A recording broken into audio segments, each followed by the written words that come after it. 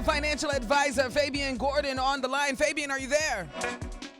I'm here. Hey, well, we wanted to talk about budgeting, but right now people are getting $9,000 a week. I mean, some people are getting $9,000. That's minimum wage going on right now.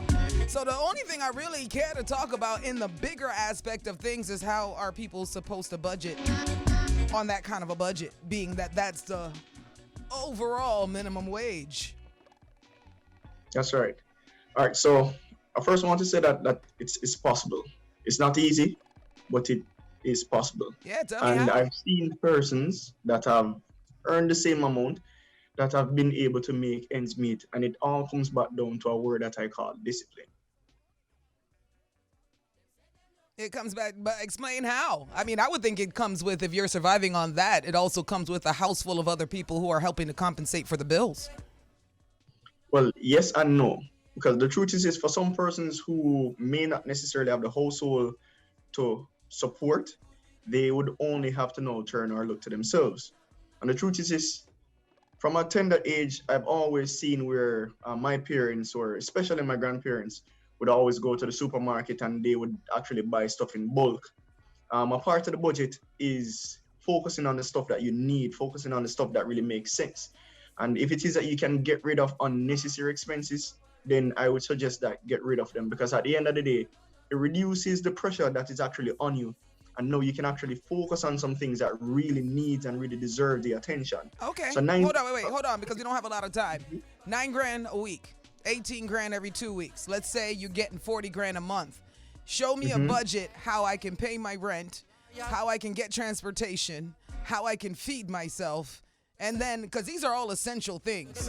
And I mean, I would say healthcare is essential, so I wouldn't say that's something to put out, you know. So how, and then I didn't even get to clothes or anything. I'm just going to leave. I'm going to walk around naked. I'm just going to say I'm going to wear pure used clothes. So how do I budget that on $40,000 in Jamaica with the current prices?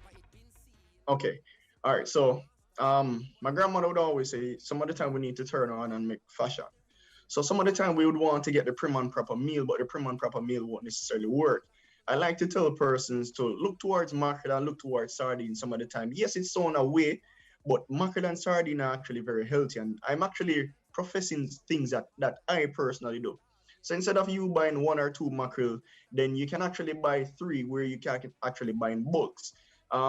For persons who are living in Kingston, I would suggest going to downtown Kingston, because things are a little bit more cheaper there. How? If I'm making $40,000, how? You know how expensive it is to go downtown?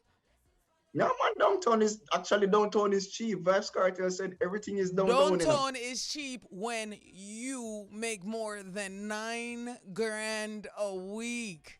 A trip to downtown on $9,000 a week. I done paid my rent. I done paid for every $100 I have extra count. Every little mickle make a muckle. True. Yeah. So you say for cut down, but that's a transportation fee that I gotta go down the block for.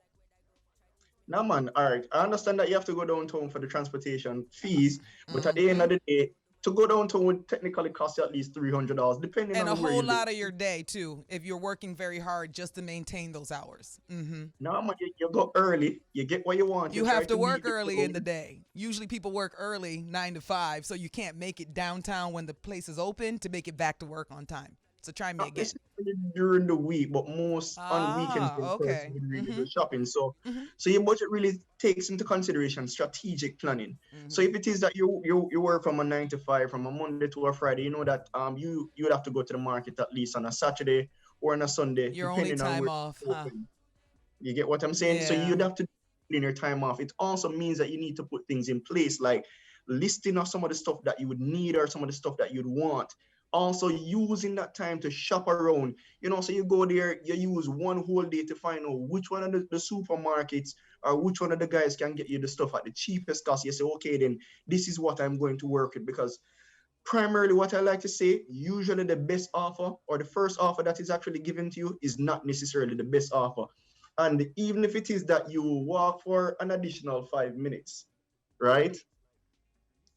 That's the least of your problem. Because guess what? The 5 minutes that you'd walk would actually save you at least another $1,000, $700, or somewhere along the line. That money can also be used or stretched to something else. Yeah, that's what you would hope it does. It doesn't necessarily mean after all that walking it's going to save you that much.